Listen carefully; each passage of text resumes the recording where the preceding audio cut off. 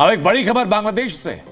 आज की तारीख में इस खबर को ना हम नजरअंदाज कर सकते हैं और ना ही आपको करना चाहिए। बांग्लादेशी सेना के प्रमुख जनरल वकार उज जमान ने मोहम्मद यूनुस को अल्टीमेटम दिया। इस अल्टीमेटम का लहजा इतना सख्त है कि जानकार तो यह भी कह रहे हैं कि बांग्लादेश में तख्ता पलट होने की संभावना है।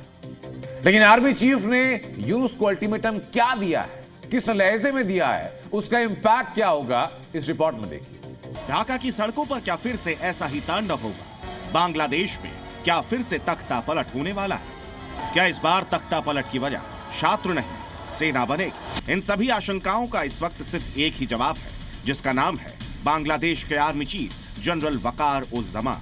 जनरल वकार उज जमान ने अपने बयान के जरिए सीधे सीधे मोहम्मद यूनुस और उनकी शह पर पल रहे कट्टरपंथियों को निशाने पर लिया है।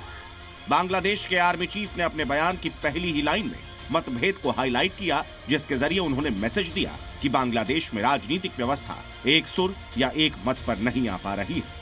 जनरल जमान ने दूसरी बड़ी बात कही, आपस में खून बहाने की, जिसका इशारा उन कट्टरपंथियों की तरफ था जो बांग्लादेश के हिंदुओं और दूसरे अल्पसंख्यकों को निशाना बना रहे हैं, उन्हें कत्ल कर रहे हैं, उनकी संपत्तियां लूट रहे हैं। ये तो थी चेतावनी जो बांग्लादेश के आर्मी चीफ ने दी। इसी भाषण में जनरल वकार उज जमान ने एक और बयान दिया, जिसे सुनकर लगा कि बांग्लादेशी आर्मी तख्ता पलट की तैयारी कर रही है। इस बयान के पहले हिस्से में जनरल जमान ने कहा कि वो देश को अच्छे स्थान पर लाना चाहते हैं।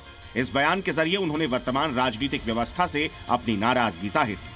और बयान के दूसरे हिस्से में जनरल जमान बोलते हैं कि वो बहुत कह चुके हैं, जो बताता है कि बांग्लादेश में आर्मी चीफ और आर्मी दोनों के सब्र का बांध टूट चुका है। बांग्लादेश की आर्मी समय के साथ काफी बदली है। शेख मुजीबुर रहमान के कत्ल और तख्ता पलट के बाद बांग्लादेशी फौज में पाकिस्तान परस्ती की भावना थी, लेकिन सालों बाद तैयार हुई बांग्लादेशी आर्मी पाकिस्तान से दूरी बनाकर चलती रही।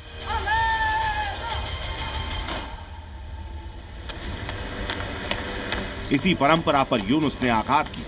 पाकिस्तानी सेना के अफसरों और आईएसआई के जासूसों को बांग्लादेश का न्योता देकर बहुत मुमकिन है इसी दखल की वजह से बांग्लादेशी आर्मी के अंदर अपने वजूद को लेकर खतरा महसूस हुआ और इशारों इशारों में तख्ता पलट की धमकियां दी जाने लगी। ब्यूरो रिपोर्ट, जी मीडिया।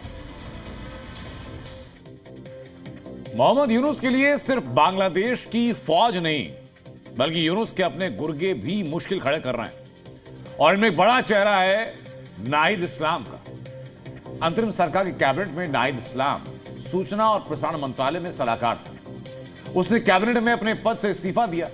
इस्तीफे के बाद नाहिद इस्लाम ने एक नया राजनीतिक दल बनाने का ऐलान किया। नाहिद इस्लाम ने यह भी बताया कि 28 फरवरी को नया पॉलिटिकल पार्टी लॉन्च करने वाला है। 5 अगस्त को शेख हसीना के खिलाफ तख्तापलट में नाहिद इस्लाम का बड़ा हाथ था और उसका एक अलग दल बनाना इशारा दे रहा है कि मोहम्मद यूनुस की अब उल्टी गिनती बांग्लादेश में शुरू हो चुकी है।